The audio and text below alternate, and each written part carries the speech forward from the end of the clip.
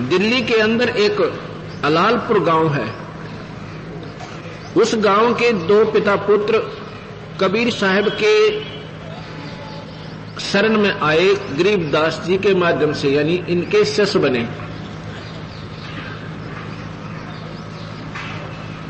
उनको एक मुकदमा चला, गरीबदास जी जा चुके थे शरीर छोड़कर। उनके ऊपर एक मुकदमा बन गया 302 का, यानी कत्ल का मुकदमा उनके ऊपर बन गया। मुकदमा चलता रहा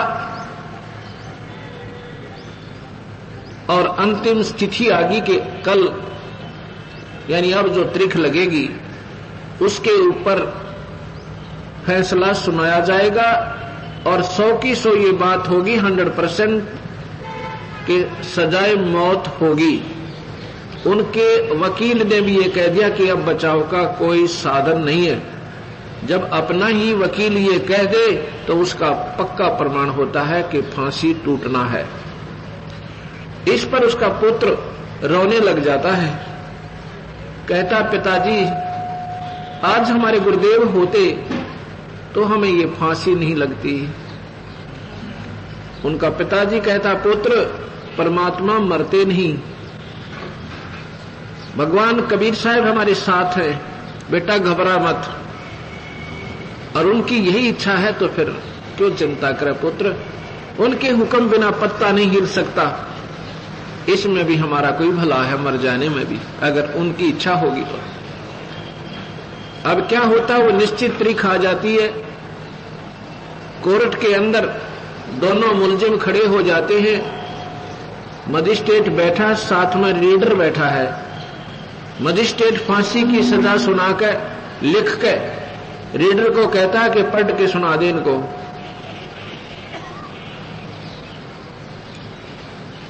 वो रीडर पढ़ के सुना रहा है। मजिस्ट्रेट ने लिखा था कि उनके दोनों के नाम लिखकर कहा, गांव सारा विवरण देकर इनको फलाने व्यक्ति के मर्डर के केस में सजाए मौत सुनाई जाती है। रीडर क्या पढ़ रहा है कि उन दोनों का नाम बोलकर फलाने गांव के फलाना पुत्र फलाना, फलाना पुत्र फला, इनको बाई इज्जत बरी किया जाता है। मजिस्ट्रेट कहता है तेरा दिमाग खराब है क्या, तू क्या पढ़ रहा है? अक्के जनाब ने ऐसे ही लिखा इसमें।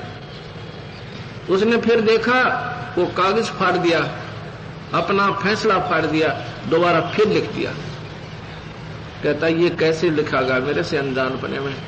दोबारा फिर सुनता है, सुनाता है। मजिस्ट्रेट लिखता है कि इनको सजाए मौत दी जाती है, रीडर पढ़ता है कि इनको बाई इज्जत बरी किया जाता है। तीसरी बार फिर पढ़ के लिखता है, तीसरी बार फिर स्वयं सुनाता है। उसके सामने अक्षर चेंज हो रहे हैं। मजिस्ट्रेट देख रहा है, उसकी आंखों के सामने वो अक्षर एकदम बदल रहे हैं। मजिस्ट्रेट ने कहा भाई तुमने किसी संत का आसरा ले रखा है कि हाँ हम कबीर भगवान के चरणों में पड़े हैं, हमारे गुरुदेव गरीबदास जी थे। कहने लगे भाई जब तुम्हें वो बरी कर रहा है तो मैं फांसी नहीं दे सकता, मेरी क्या औकात है, तुम बरी हो। बोल सतगुरुदेव की। उसी दिन से उस मजिस्ट्रेट ने अपनी नौकरी से रिजाइन कर दिया कि परमात्मा है,